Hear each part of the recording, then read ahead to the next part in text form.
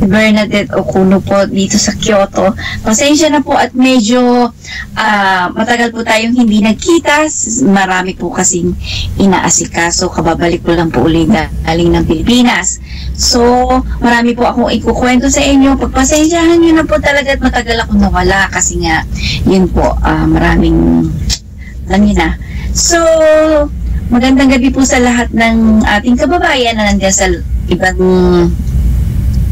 lugar sa mundo. Ngayon po gabi ay maghahatid na naman ako ng konting ating mga buhay-buhay dito sa amin sa Japan, dito sa Kyoto. Sila Kuya Rix po at sila Ate Tina po, sila Ate Ems, ay lahat po sila ay nandun sa Tokyo. Ako lang po dito sa Kyoto. So, kahit marami po kami, kahit po nandito kami sa Japan, medyo magkalayo po kami, iba-iba rin po ang aming pamumuhay. Di ba po, Kuya Rix? Yes. Kumain na po kayo? Opo. Go. Okay po. At ngayon po ay, countdown na tayo ng ating Christmas. Malapit na. So, ganito po yun. Babatiin ko po muna uli ang ating mga kababayan dyan aking mga kamag-anak din po dyan sa abroad. Si Evelyn Solpicio, nakikinig po siya ngayon at nasa Saudi po siya Saudi Arabia. Nagtatrabaho po siya dun sa kanyang mabait na employer doon sa may po cook dun sa kanilang trabaho. So, Evelyn Solpicio, Briones din po kasi siya. So, first cousin po siya. So, alam kong marami kang niluluto palagi yan, lagi mong pinupost sa Facebook. Ang sasarap ha. Minsan patikin mo ko na nagkita tayo ulit sa Pilipinas. Nag-uwian po kami nung last day. Medyo namayapa po ang kanilang ina.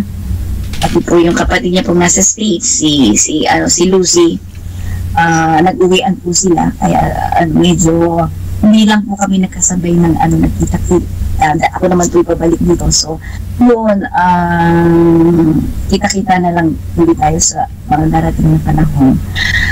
At yung aking mga kamag-anak po sa Canada rin, sila Ilag family, sila Tita Corinne, sila Kuya Warren, yun po yung mababait kong mga pinsan na minsan pag medyo sumusobrang budget, binibigyan kami ng ticket pang abroad, punta ng Singapore, kung saan-saan, yun po.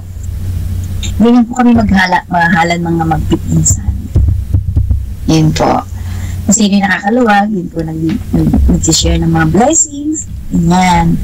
Kasana ganyan din po ang ating mga kababayan dyan sa lalo na Christmas ngayon. Yung mga blessings nyo i-share nyo po sa iba. Nung nagpunta po ako ng States doon sa LA noon, kahit sa mga grocery, yung mga namimili sa mga supermarket, may nakita silang homeless na nandun sa labas, binibigyan nila ng konting pagkain. Hindi naman nila kakilala yun. Basta, nakikita nilang mukhang hindi kayang kumain. Pag bibili nila doon sa supermarket, bibigay doon sa nangangailangan ng pagkain. So, hindi naman po kaya akala nila pag nasa abroad ka, lahat mayayaman ng tao. Po, yung mga homeless na kahit saan. Kahit po dito sa Japan, meron din. Kaya, papalad din kayo dyan nanda sa Pilipinas, kung sino man yung mga nakakariwasa dyan.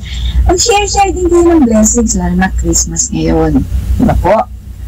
So, at nagpapasalamat din po ako dun sa mga likers natin.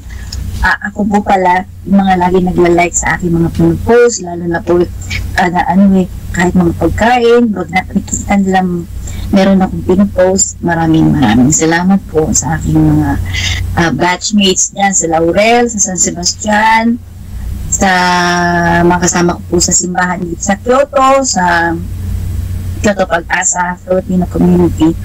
At nagpapasalamat din po pala ako sa aming future na kasi po this coming 20 and December 20 po ang aming Christmas party dito sa Kyoto, doon po sa basement ng church namin.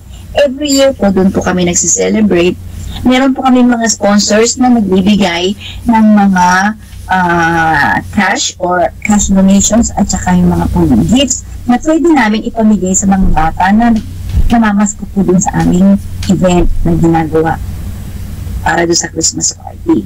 Kasi the whole year po, yun po ang pinakamaraming nagkikita-kitang mga kababayan natin.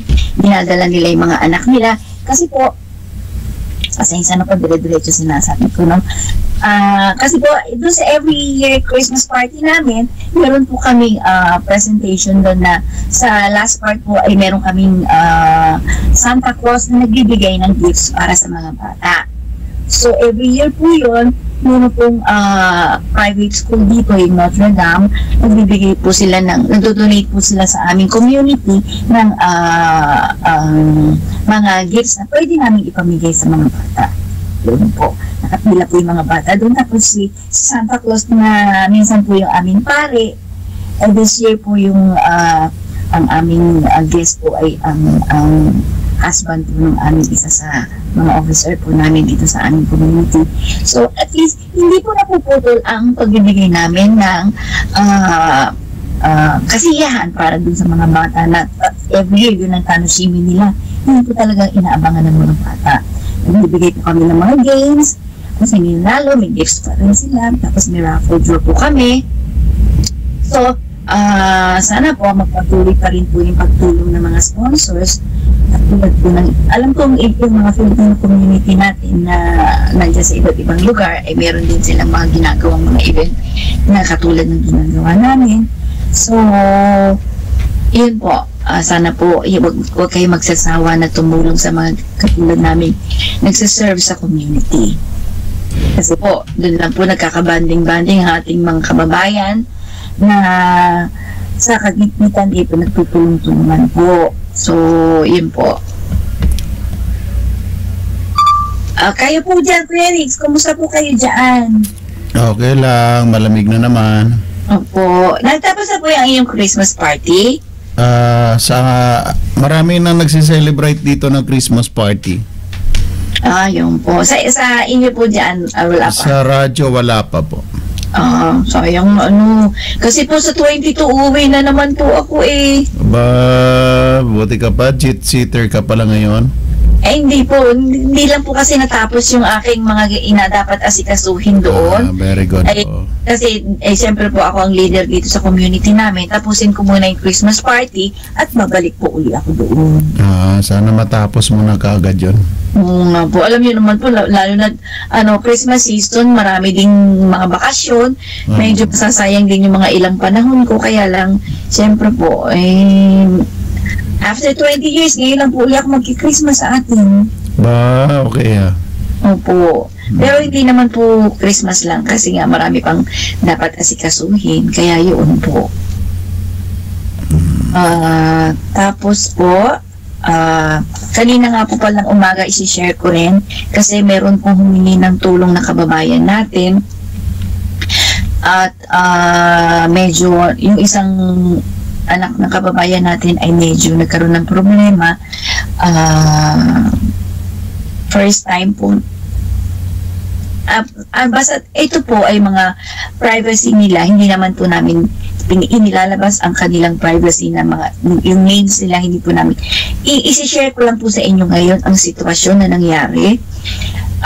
Ano po siya, yung anak po niya nandito, medyo teenager na barkada sa may mga grupo-grupo na nagda-drugs. Medyo natsyempuhan po na punta po sa jail. So, kailangan po ng interpreter kasi hindi masyadong nakakaintindi ng Japanese yung bata. Kasama ko yung ama. Pinaliwanag yung ama kung paano dapat, kasi medyo hindi pa rin mature yung bata. Binigyan ko lang po siya ng mga, pag ini-interview kasi, ini-investigahan, kailangan medyo smiling face po kasi yung bata. So, binigyan ko lang po ng mga, kasi may mga interview talaga na dapat maging serious na sa pag-usap. So, yun lang po ang magiging tips ko sa ating mga kababayan dyan.